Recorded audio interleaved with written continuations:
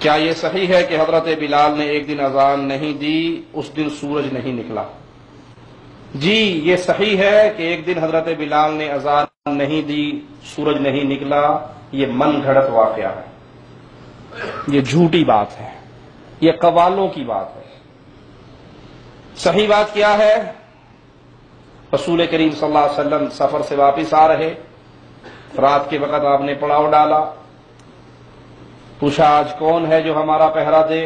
حضرت بلال کہنے لگے میں پہرا پہ کھڑا ہوتا ہوں اور میں ہی آپ کو اذان پہ جماعت پہ بھی اٹھاؤں گا۔ حضرت بلال اونٹنی کا ٹیک لگا کر بیٹھ گئے، سورج نکل آیا۔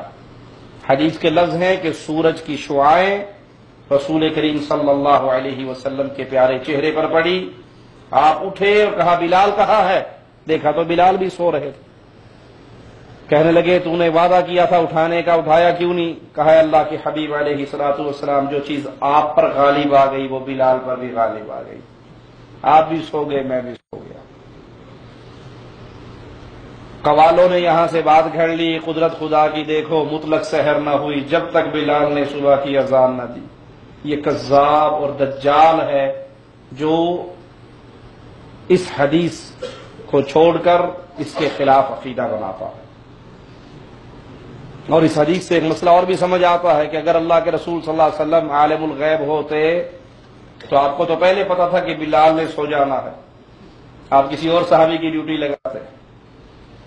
جہاں اس حدیث سے یہ ثابت ہوا کہ سورج بلال کے اذان کی وجہ سے نہیں رکا بلکہ سورج نکل آیا، اس کی تپش سے اللہ کے نبی اٹھے، اس وادی کو چھوڑا اور اگلی وادی میں جا کے نماز پڑھائی۔ وہاں سے یہ بات بھی سمجھ آئی کہ اگر اللہ کے نبی عالم الغیب ہوتے تو بلال کے علاوہ کسی اور صحابی کی بھی ڈیوٹی لگاتے کہ یہ سو جائیں گے تو جاگتا رہنا۔